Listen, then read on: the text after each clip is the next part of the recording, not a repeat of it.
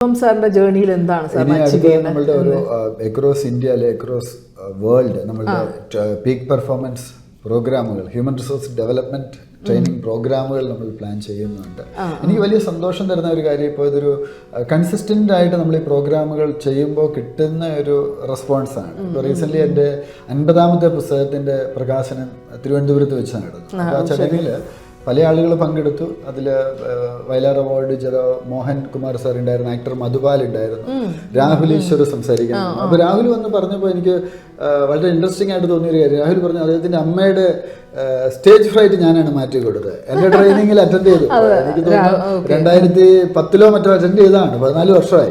അപ്പൊ അന്ന് ആ ട്രെയിനിങ്ങിൽ അറ്റൻഡ് ചെയ്ത് സ്റ്റേജ് ഫ്രൈറ്റ് ഒക്കെ മാറി ഇപ്പോൾ യോഗക്ഷേമ സഭയുടെ സ്റ്റേറ്റ് വൈസ് പ്രസിഡന്റ് ആണ്. അപ്പോൾ അതിന് പ്രത്യേകം അമ്മ നന്ദി പറയണം എന്ന് പറഞ്ഞാൽ വിട്ട്. അപ്പൊ ഇങ്ങനെയൊക്കെയുള്ള ടെസ്റ്റിമോണിയൽസ് കേൾക്കുമ്പോൾ നമുക്ക് വലിയൊരു ഒപ്പം നമ്മുടെ ഈ ട്രെയിനിങ് ബാക്ക്ഗ്രൗണ്ട് ഉള്ളതുകൊണ്ടാണ് സിവിൽ സർവീസിലും നമ്മൾ ഇന്ത്യയിൽ തന്നെ വ്യത്യസ്ത തരത്തിലുള്ള റിസൾട്ട് കൊണ്ടുവരാൻ പറ്റി. സെറിബ്രൽ പാൾസി അതിജീവിച്ച് ശാരിക ഇന്ത്യൻ സിവിൽ സർവീസിൽ വന്നു.